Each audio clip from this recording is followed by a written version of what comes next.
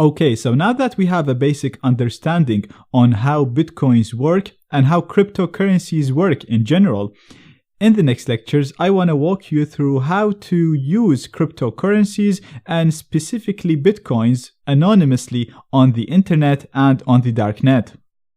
Now, first, before we can do anything, we have to create a wallet. What we mean by wallet is it's software that's going to hold our money or our cryptocurrency.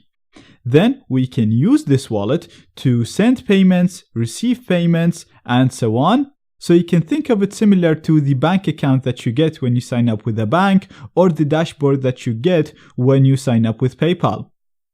Now, there are a lot of web-based wallets where you can access your currency online using a web browser. There are apps that you can get on your phones, and there are programs that you can install on your desktop computers. Now, since we're using Tails, we're going to be using a wallet called Electrum that comes pre-installed in Tails. This is very important because, as we know, Tails is a live operating system. It's amnesic, so if you install external programs, you'll have to install them every time you start Tails unless persistence is enabled. Another cool thing about Electrum is it's really fast. It doesn't need to download the whole blockchain, which is pretty big. It uses an indexed version of it, so you can use it as soon as you download or launch the program. And the wallets that you create with Electrum can be used from separate computers. So, for example, if you destroy your Tails build, you can just go to another Tails and be able to restore your account, and I'll show you how to do that later on in the course. Now, let's go to Tails, and all of this will become much easier to understand as we do this practically. So, like I said, Electrum comes pre-installed with Tails, so you don't need to install it, and you can access it by going to Applications, Internet, and click on Electrum.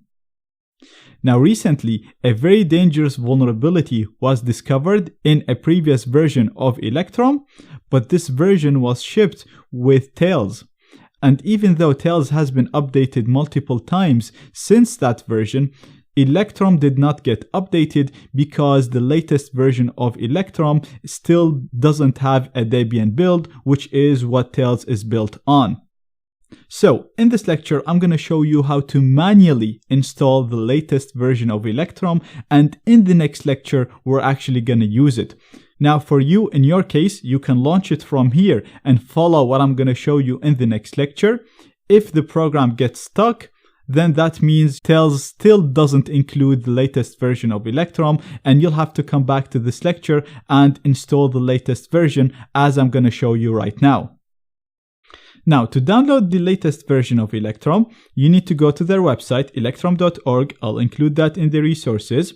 We're going to go to Downloads, and we're going to select the Linux image, the app image right here. One click. And we're going to click on Save File, and this will automatically be stored in our Tor browser directory. That's fine. And I'm going to click on Save, and this will start downloading it for me. I'm also going to download the signature right here, so I'm going to right click this and Save Link As. And again, this is going to my Tor browser directory. I'm going to click on Save, and I'm going to scroll down. And I'm going to download the developer's public key by right-clicking, Save Link As, and again, it's going to go into my downloads, and I'm going to click on Save. The reason why I downloaded the signature for the installer and the public key of the developer, Thomas, is because, like I explained earlier, when you download something from the internet, it can be modified by a number of entities. Therefore, where we downloaded the signature and we downloaded the public key of the developer, and we're going to use the public key of the developer and the signature to verify that the file has not been tampered with since we downloaded it, since that developer signed it. I've actually explained how this works in details in my encryption section, so go back and revise that if this sounds a little bit vague. But basically right now, I'm pretty sure the downloads are over.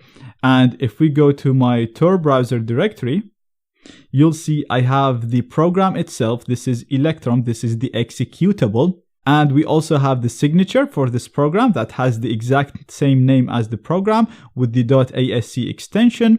And I have thomasv.asc file, which is the public key of the developer that made this program.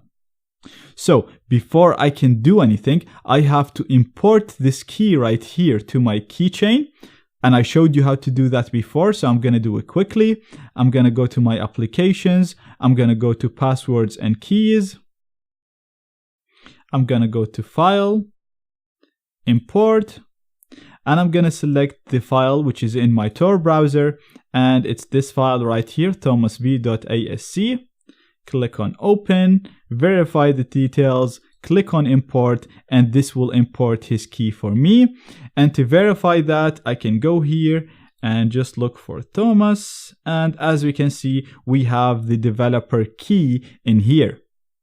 So now that we have the key added, we can click on the signature, right click it, and open with verify signature. And this will give us a positive result if this executable right here did not get modified, since Thomas, the guy with the key, has created this executable. So we're going to click on verify. And as you can see, it's telling us that this is valid. And like I explained before, don't worry about the untrusted part. As long as it says it's valid, this means that the file did not get modified since it got signed by Thomas. So now we can go ahead and run this file and not worry about it, because we know the file did not get modified since Thomas signed it. But before we do that, I'm actually going to copy this and I'm going to put it in my persistent directory. So I'm going to right click here and paste. And the reason why I'm doing this, because like we know, Tails is live, it's amnesic, so every time we restart, all the files will be lost unless they are stored in the persistent directory. Now, if you don't have the persistent directory, that means persistence is not enabled for you. I covered this previously in the course, so please go back to that lecture and see how to enable this. Now also, before using Electrum, I'm going to go to Applications and Tails. We're going to click on Configure Persistence. I did cover this before, but I want you to make sure that personal data is enabled. And if we scroll down, Bitcoin client is enabled as well. And the reason why we need these settings, so when we create a wallet, the wallet information will be stored on this computer. So when we restart, we won't have to restore the wallet every time. We'll just have to put the password. So I'm going to close this because everything is configured properly for me. And one last step, because I can run executables on Tails. This is a security measure that comes with Tails. You'll need to right click the file, go to its properties, go to permissions, and you need to check this box that says allow executing file as program. We're going to close this. And now every time you want to run Electrum, don't go to Applications Internet, come to Persistence and double click this executable.